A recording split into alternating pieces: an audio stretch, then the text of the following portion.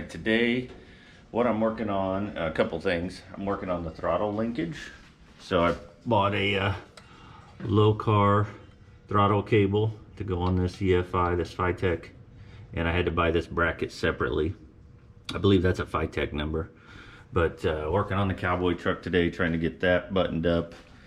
I need an extra set of hands to get the nut threaded on the inside in there, so I'll be waiting for somebody to come by to help me out with that. But the other thing I'm working on is the linkage for the shifter. So I think I told you earlier, I wanted to go with like a column shifter. So I'm going with the original column style shifter with the rod that goes down. And they make some kits that you can buy to kind of make this work. But everything I reviewed online showed you were going to have to do some modifications anyway. So let me show you what I've been working on.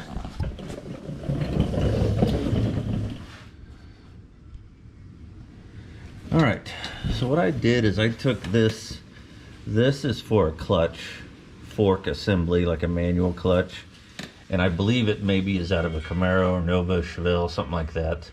So I took that, I mounted a ball over here on this end for it to pivot on, which you would normally see on the frame.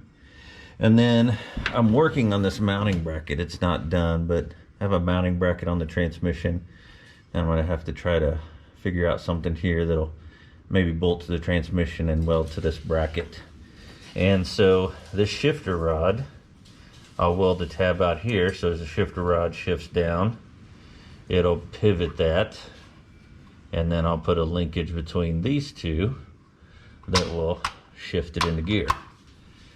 Okay, now the only thing I haven't figured out quite yet is the shifter on the column, of course, only has first, second drive. This has first, second drive and overdrive. So I'll have everything except first gear. But I think if I notch the steering column up there, it'll let this rod come down a little farther. Now it'll go off of my selector on the steering column, but it'll let it go down far enough to kick that into first gear. But you know, I mean, it would be nice to have it, but is it necessary?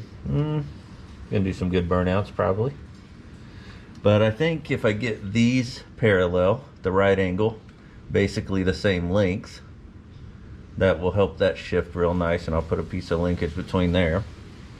And then whatever length this is, I'm gonna do the same length here for the shifter that's coming down. So as it comes down, it'll have the same arc that this will have. So that should allow us to be able to shift first, second, third. And I'll test out, like I'll tack a couple and we'll test it before I commit to it. But I think this is gonna work okay. The nice thing about this is it gives you a little play. So as the engine torques up like this, since it's on a ball on both ends, it can kind of move a little bit and not cause an issue. And there's a grease cert here, so I can fill this with grease and keep that moving nice and smooth. So I think it's gonna work pretty well. We'll find out. The tricky part's gonna be making this bracket for this end, for that to weld to. I want that up a little bit higher, I think. Then I'm gonna have to bolt it to these two bolts and then probably weld it to it, or maybe I'll bolt it to it just so it's easy to take everything apart and put back together. So that's what I'm working on. I'll get this finished product and I'll show you what it looks like. Going on here, I started to film this and then I kind of got busy and forgot to film all the details. But like I told you before, bring you over here and show you real quick. I am going to retain the column shift on the truck here, and I'm trying to adapt this to make it work with the overdrive transmission. So what I've done, left all of that stock right here. This is the stock shifter rod that comes down from the column. That's all the same. And then what I have over here is this is a clutch bell crank assembly that came off of like maybe a Camaro, Nova, Chevelle, something like that. So this would have worked the clutch, manual clutch on a 4-speed car.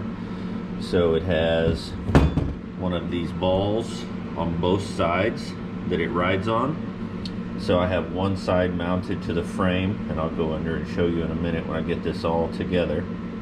One side mounted to the frame here. And then, this a little better. So this side mounted to the frame. This bracket I made, so I didn't make the whole thing, but this was a bracket that I had. I forget exactly what this mounted. This might have mounted the shifter itself to the transmission, but it worked out pretty well. It had holes in it where I needed it. And then I made this other piece of metal here, bent it up so that it would bolt to the bell housing part of the transmission. And then this bolts to the side of the transmission. And I'll give you a little better picture when we get underneath. But this will pivot here. Okay. This side comes down from the column shift. And then this side will go back, have this linkage here go back to the transmission. So this is what will select the gears on the transmission.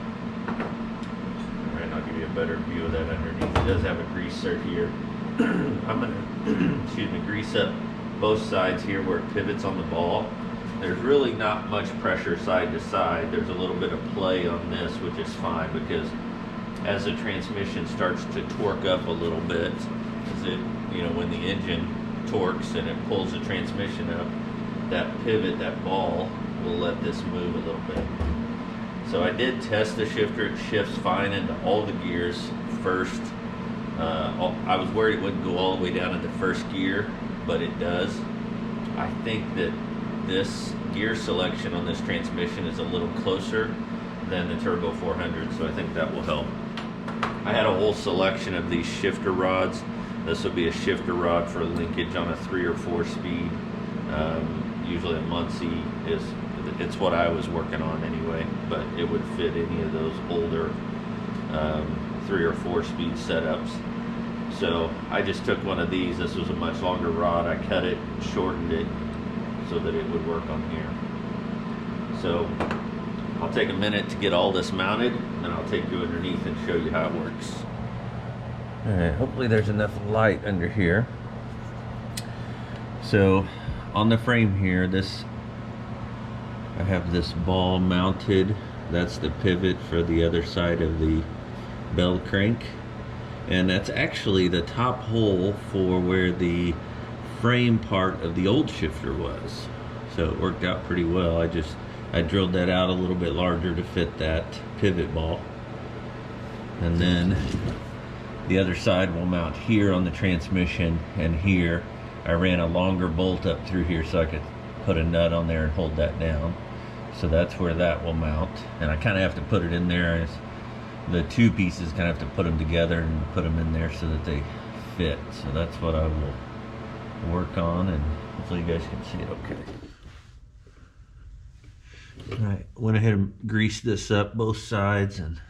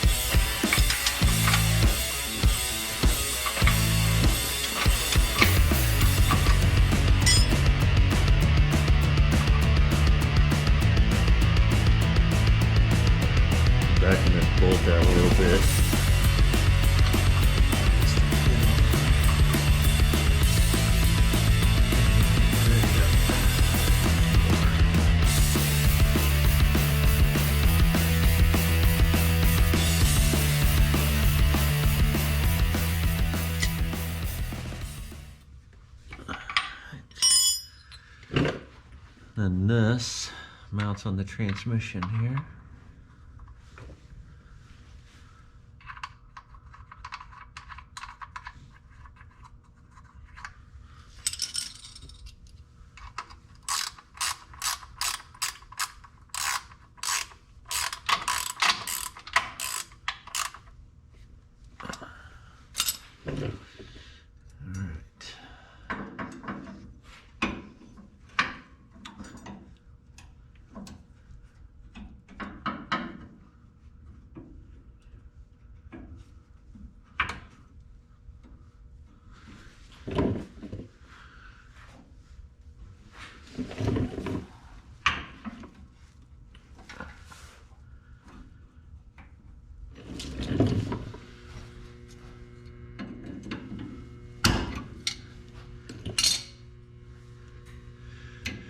So linkage rod coming down from the column. I have this one.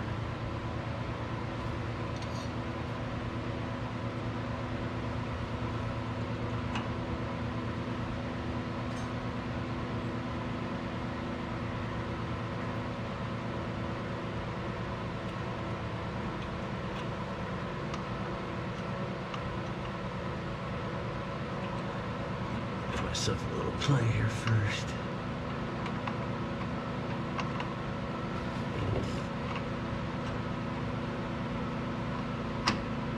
That fits in there.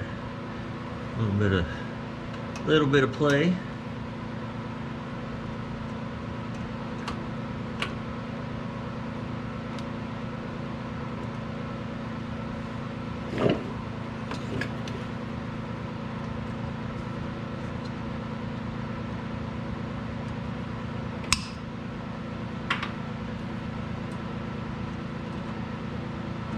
Get some of that trimmed off.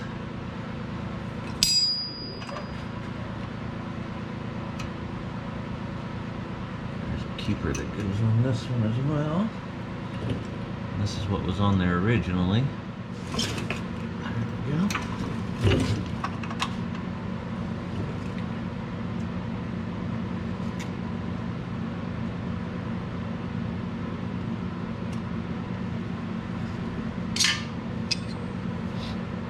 Washer and a cotter pin.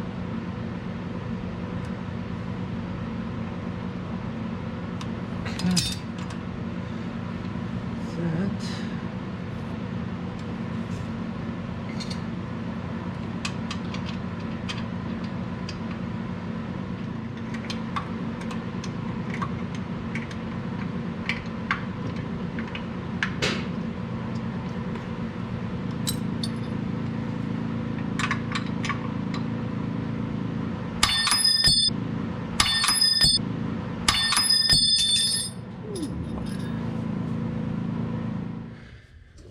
The exhaust in here, and I'm not sure if I could have got this any closer. You can see the O2 sensor coming out up here.